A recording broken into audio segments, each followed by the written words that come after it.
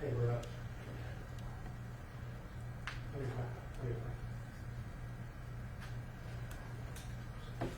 Were we able to find any pictures? Yeah, let me see it.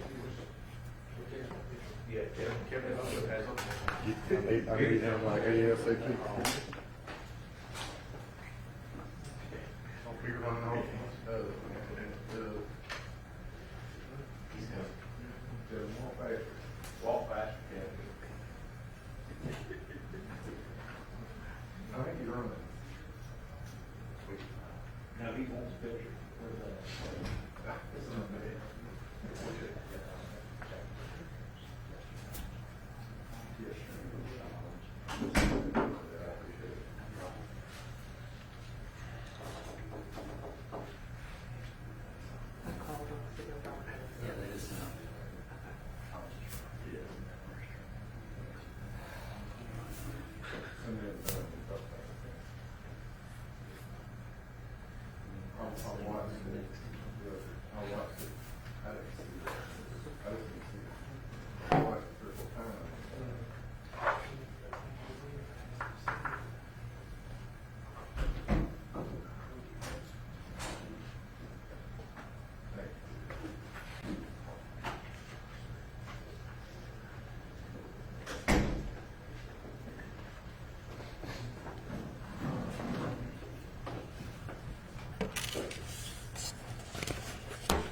You guys ready now?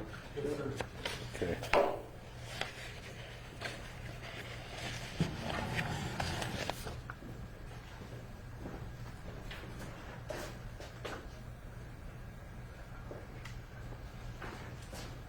Okay. Well, I really appreciate you guys coming out today.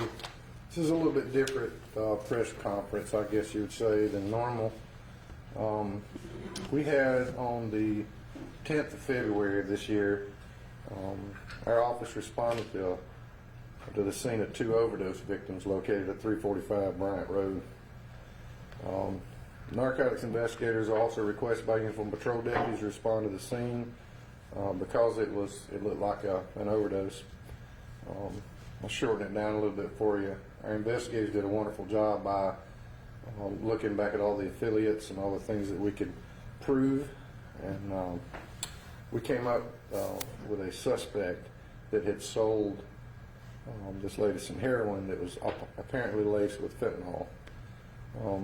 The person I'm fixing to show you that was arrested on April 14th on an unrelated case for trafficking methamphetamine and possession with intent to distribute methamphetamine, and has remained incarcerated since then. This is the lady that this is Brittany Nicole Cash. This is the lady that we charged with the trafficking and possession of methamphetamine. One of the ladies that died in the result of her selling heroin laced with fentanyl is this sweet young lady right here. Her name is Carson Emery. There was another lady that was in the room with her that was also deceased. And let me get her name, I'm sorry.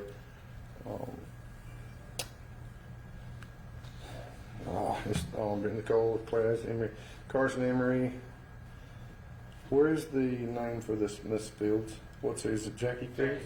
Jackie Fields. Okay, I'm sorry, that's not on my notepad here. Mrs. Jackie Fields was also found in the room with Carson Emery. So let me kind of tighten this back up. This is the lady that sold the heroin, we think, to Mrs. Fields and to Mrs. Carson. We can prove it with Mrs. Carson. Not able to prove it with the other lady yet. This lady right here has been charged with selling heroin and manslaughter, involuntary manslaughter. Now, this is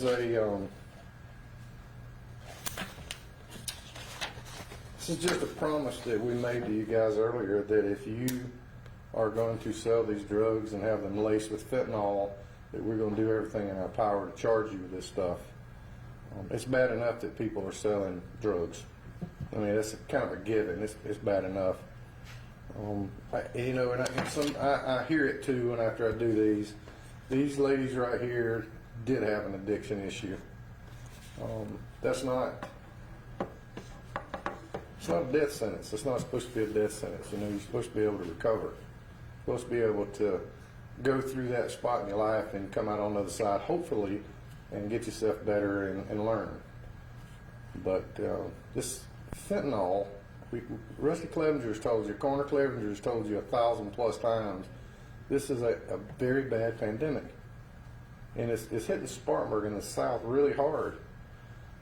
So I want you to know that I'm going to go ahead and put you all on notice. If you sell drugs, which hopefully I can catch you before you kill somebody, but you're going to be charged with whatever we can charge you with if you sell stuff, especially laced with fentanyl. I know that there's some people out there that are going, well, you're probably never going to catch me. You kind of better hope that we do catch you before we have to catch you and charge you with manslaughter. Like I said earlier in the conference here, it's bad enough that we are dealing with people selling illegal narcotics. Okay, I'm not opposed to narcotics. When the doctor gives you a prescription of pills, take them as you're supposed to, and then be done with them. If and whatever, you know, because medicine's really not bad. It's the abuse of it that is really bad. I know that this young lady Carson right here will never be brought back because of the charge. I don't think this makes everything okay with the mom and everybody that loved her. But it is our way of speaking for her and saying that, you know, her life did matter even though she was an addict. And so for Mrs. Fields. And if we can charge this girl and can prove that this lady brought the drugs to both of these, we'll charge her with that one too. So I want the Fields family to know that we're still working really hard. It's harder for us to prove it than it is for us to know it. That's just the way it is. There's a lot of things we know, but there's a whole smaller number, a way smaller number than what we can actually prove in a court of law. So I'm going to go ahead and put you guys on notice that we're working these cases as much as we can. And we're going to speak for these victims. We are. Sometimes we're going to speak very loudly and very plainly, and sometimes we're just going to speak. But we are going to do our best that if you are caught selling anything with fentanyl in it or anything illegal, that we're going to do our very best to put you in jail. I'm not aggravated and mad at the addicts. You know, you can be addicted to food, you can be addicted to cigarettes, you can be addicted to Mountain Dews. I mean, there's a lot of things you can be addicted to. And I'm not mad. I'm not mad at you or upset, or I don't look down my nose at you for that. But there's help out here.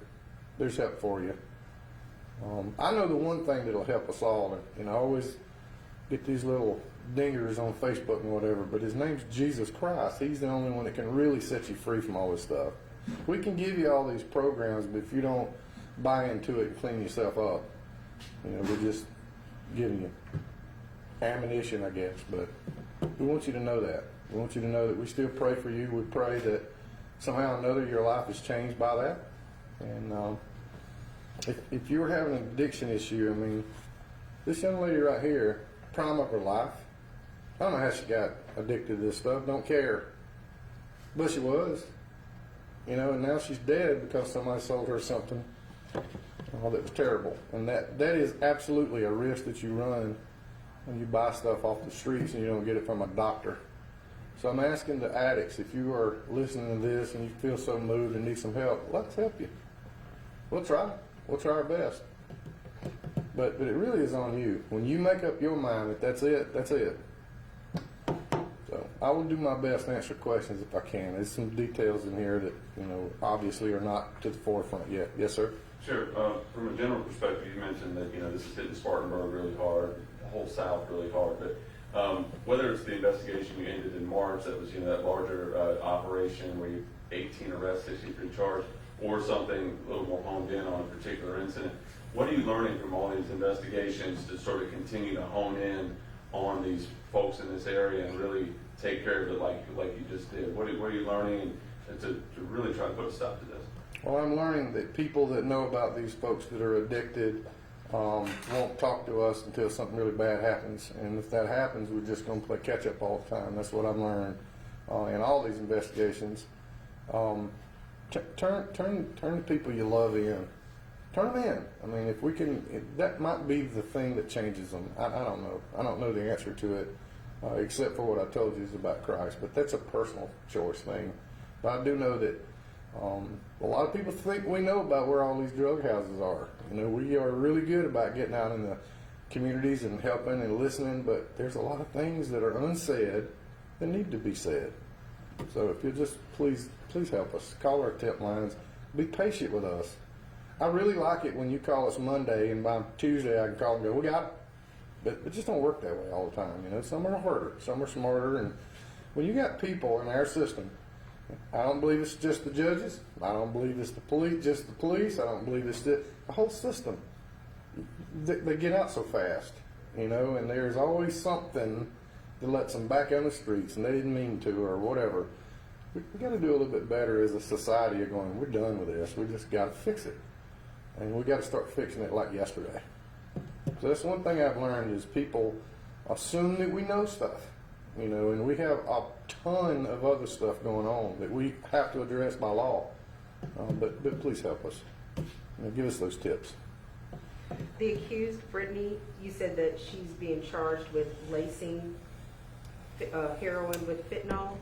Or do you know that she did that? Don't know. All I know is that she delivered or sold the heroin that was laced with it. Okay. So are you looking for the person who kind of manufactured that? We're always doing that, yes. We're if we can get her to talk backwards, which I don't know if she will or not, I don't know. And she might not even know. But you know, we are trying our best to make sure that everybody that, we're not trying to just get people either. I mean, this is justice we're trying to serve. You know, you got two young ladies that are dead, and I'd like some answers for it. So, have you been able to talk to the family? I spoke to Carson's mother, and she's, you know, I can't even describe how hurt she is. You know. Did she have a response to the fact that you actually at least got the person? Yeah, she's very, you know, very happy that somebody's going to be held accountable for this. But and she knows she didn't have her head stuck in the sand by no means. She understands that this was a bad thing that was going on with her daughter. Let me just tell you that there are a lot of people that get hooked on things that come back from war, you know, and they're trying to self-medicate. And I think the PTSD thing is used a little bit too liberal. You know, people that go to war and see things you're just really not supposed to see, they try to self-medicate with alcohol or whatever. And I want you veterans to know that I care about you a lot. I care about what you've done for me personally a lot. We'll help you. If you'll just let us, we'll help you. A lot of times when we got a lot of community talking about this stuff, it makes it more difficult for the dealers, and that's what we're looking to do. Yeah, but she's very appreciative that, you know, we're doing our best. Was Brittany a multiple offender? Is this something she's been in trouble with in the past? The arrest with any cold cash? She was arrested prior to us being able to charge her on an unrelated case dealing with drugs and methamphetamine. So yeah, I know of two anyway. So How rare is this? Because I mean, you know, every day you hear about the residual of. I mean, we report the deaths, but then we don't hear this. This seems to be kind of rare. I mean, and is this again? I remember back when you said we're going to go after the. And here we are. I mean, is this something that other departments should be doing, or? I think other departments are doing that. I do. I just don't know. It depends on the solicitor. It depends on every piece of evidence you have, and we just happen to have enough evidence to do it this time. But we're looking on every case. You know, to be honest with you, I didn't think it was appropriate, and I thought it was a waste of our time, to be quite frank with you, and I'll admit that, of sending a narcotic out on every overdose. I did. I was like, I mean, come on. My captain and the lieutenant over narcotics said, boss, it's very well worth it. Just give us some time. And kind of really thankful that I didn't, you know, overlook that. So I appreciate the team that we have together. They're going to stick with it. They're going to keep driving, and they're going to keep trying. I don't know how many more, if any, that we'll arrest. But we arrested this one, you know, and we're going to arrest everyone that we can. I don't think putting folks in jail and leaving them, I don't think that's the answer. And the people that are dealing these drugs, you know, there's money involved. There's a lot of things involved. So, you know, we got to find a way to cut this off at its knees. So. On that point, you mentioned that you wanted people to turn in their family members. Yeah, love them enough to do that. That's what I'm asking. Describe kind of the process that they'll face. What if somebody's concerned, I don't want you to lock my daughter, son, whoever up for months? What if a mom calls and turns her daughter in or son in, what will that individual face?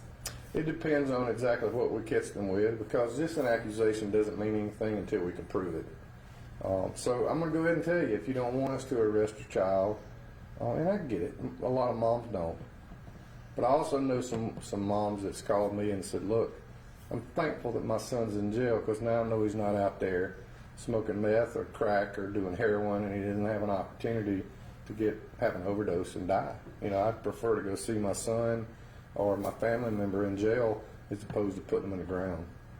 You know, so I mean, that is really our only option. We don't have an option of going out there and giving them rehab right there on the spot and those kind of things. I wish we did, but if you call us, that's exactly what we intend to do. All right. Did you have something? Yeah, well, I was just going to ask one more, the charges one more time for Brittany Nicole Cat. I know involuntary manslaughter. All right. It's selling drugs, narcotics in Schedule 1 and LSD in Schedule 2 on the first offense. And we'll get all that to you in an email so you'll have it to be able to read. So I very much appreciate your time. I told you this was a little different press conference because normally, like you said, we report these deaths, we report that these things are going on, but to actually be able to put, you know, a face with this young lady right here. I mean, it's never going to bring her back. That's the sad part about it. But the good part about it is it serves notice to let you know that we are not just talking, we're working real hard. So proud of the team too. All right, thank you guys. Can we get those pictures, just take pictures of those pictures? You can take pictures of them, we'll send them to you. All right. But this one of Miss Carson, yeah, you're more than welcome to take that. Okay. I'll take a picture of it. Can we ask you a question off topic in front of our camera? Are you with 7? Yes. Yeah, hang on a minute, I'll need it again. Yes. I know in the press release you sent out, you said that you don't have any details, but we wanted to know for the Parker Road death investigation,